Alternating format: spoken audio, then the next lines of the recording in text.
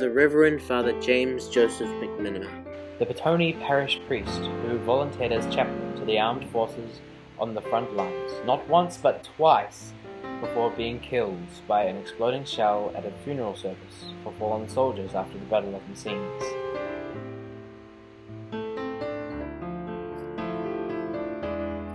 Born on the 16th of August, 1874, to John and Elizabeth McMenamin, he grew up in a large family in Wanganui. In the late 1890s, the McMenamin family moved to the Hutt Valley. There, James and his brother William worked as tailors in the family business. James also developed his talents as a cabinet maker, was a keen cricketer, and played piano for a theatre company that toured the country. Called to the priesthood at age 28, McMenamin became a founding student at the Holy Cross Seminary in Mosgiel and was ordained by Bishop Verdon on the 12th of December 1909. He returned to Petone as parish priest in 1912 after 2 years serving as an assistant priest at Westport. Administering wholeheartedly to the spiritual needs of parishioners as well as playing cricket for the Petone Club meant that McMenamin rapidly became a pillar of the Petone community.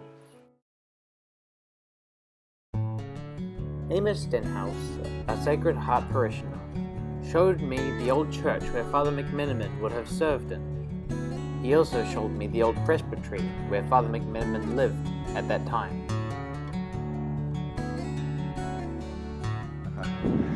There's still some parishioners and families that have been connected back to way back then and still parish.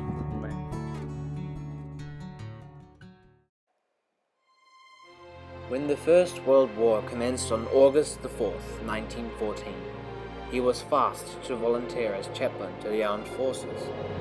With more than 8,000 other New Zealanders, all of whom would have had to farewell their loved ones without certainty of return, he embarked on one of 10 troop ships to Egypt in October 1914.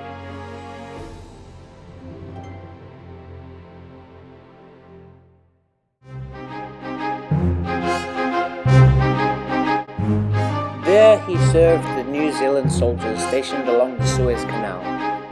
Conditions were far from ideal, and he found himself having to use the little he had to administer the sacraments to the men. He even used the doctor's operating table as a makeshift altar. When he landed in Gallipoli, there was a particular boat that they rowed ashore, and most of them got killed, drowned before they got ashore.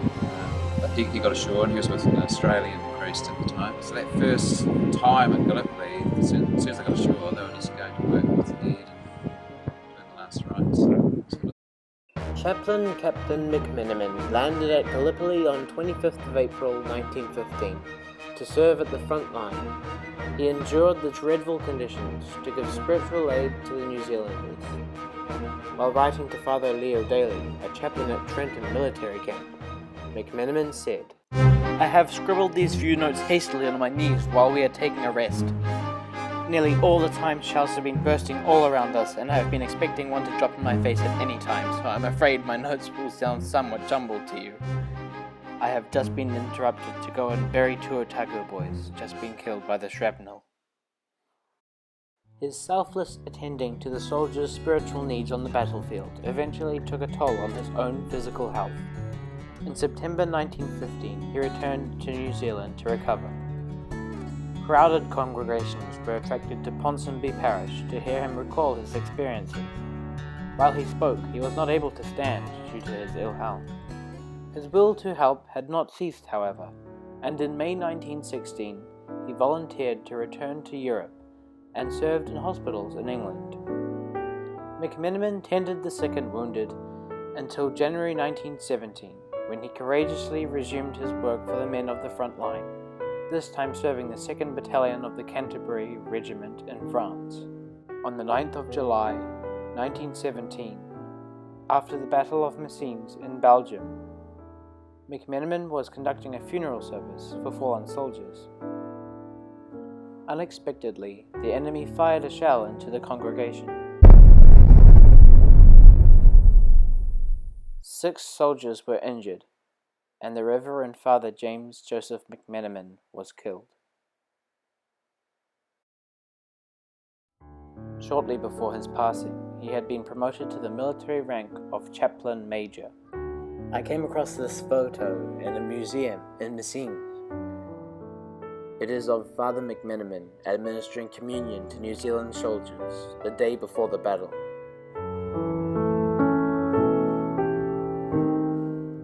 It truly testifies that Father McMenamin stayed strong in faith till the end.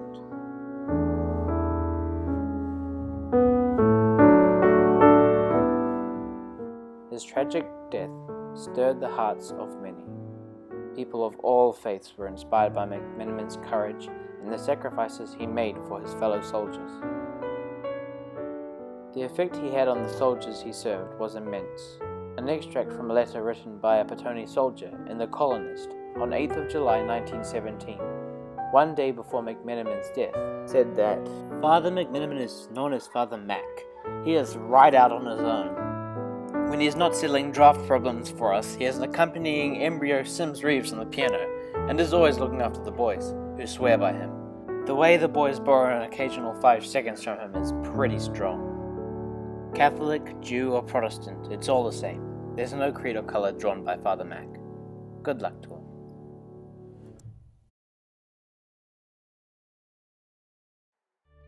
In April 2014, I took a trip down to Wellington to find out more at his parish in Petone. There, I attended the Anzac Day Mass, where annually Father McMenamin's portrait is placed at the altar to commemorate his memory.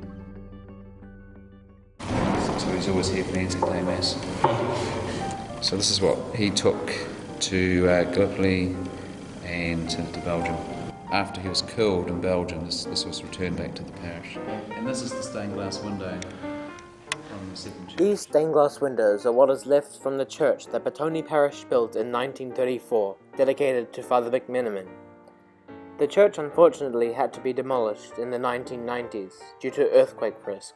This is what it looked like at the time, so what we've kept that sort of bit. But the entrance of the church was still kept in order to preserve the history.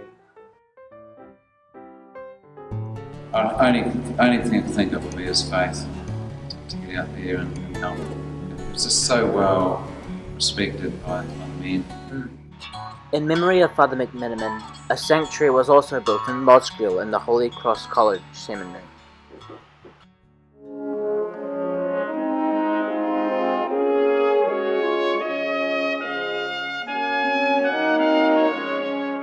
In July 2014, I had the honour of visiting McMenamin's gravesite in Nieppe, France.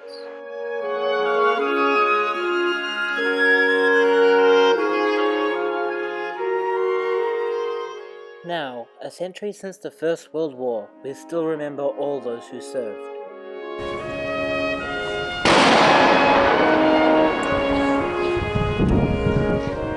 We have dawn services in New Zealand on Anzac Day.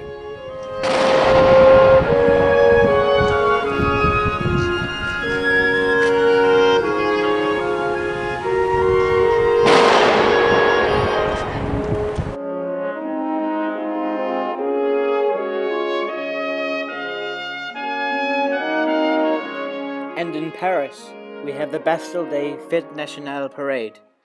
There are ceremonies and services throughout the world.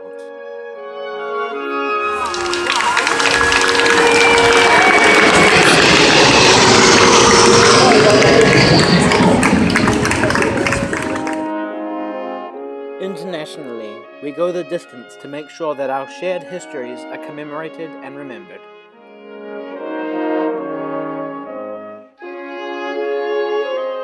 And the memories are spiritual. We pray, we stand in respectful silence. We connect ourselves with the spirit of those who died for our freedom, brotherhood, and equality, for our peace. In Wellington, in April 2014, I interviewed Lieutenant General Tim Keating, the Chief of the New Zealand Defence Force, on the matter. Going through those terrible tragedies and that horror of Gallipoli and that horror of the trenches in France, there was a sort of a spiritual drive with purpose, a belief that what they were doing was right.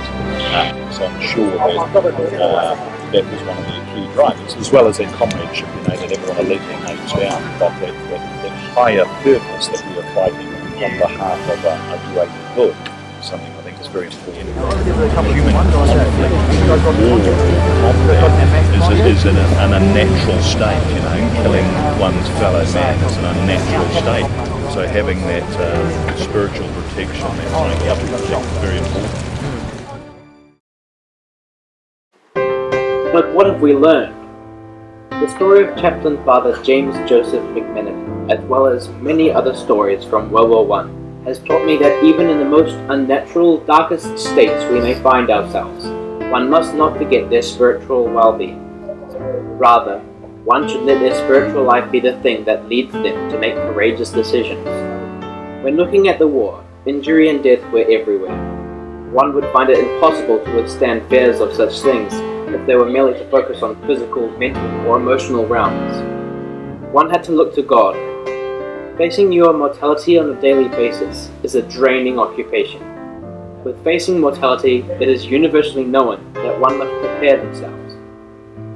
With the spiritual preparation that Father Mac lived for, he was able to give up his life for his friends. People of all faiths were able to endure till the end because they stayed strong in belief. So what now? As we venture further into the 21st century, who knows what might happen? There may even be instances where we are called to put our life on the line for the greater good. We can only hope that, inspired by people such as Father McMenamin, we may be able to maintain that spiritual well-being that would keep us strong till the end.